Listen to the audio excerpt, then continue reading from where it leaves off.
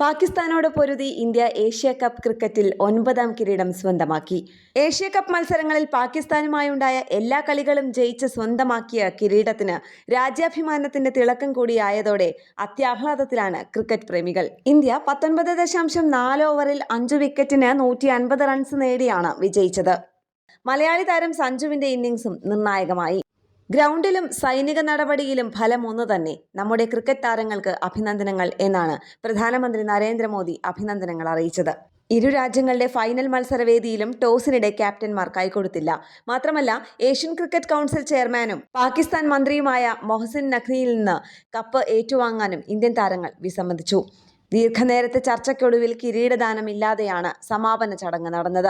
പാകിസ്ഥാനെതിരെയുള്ള Indian നിലപാട് പഹൽഗാം ഭീകരാക്രമണത്തിന്റെ പശ്ചാത്തലത്തിൽ വ്യക്തമാക്കുന്ന തരത്തിലായിരുന്നു ടീം ഇന്ത്യയുടെ നിലപാടും കിരീട നേട്ടവും. സ്പോർട്സ് ഡെസ്ക്, കേരള പ്രണാമം.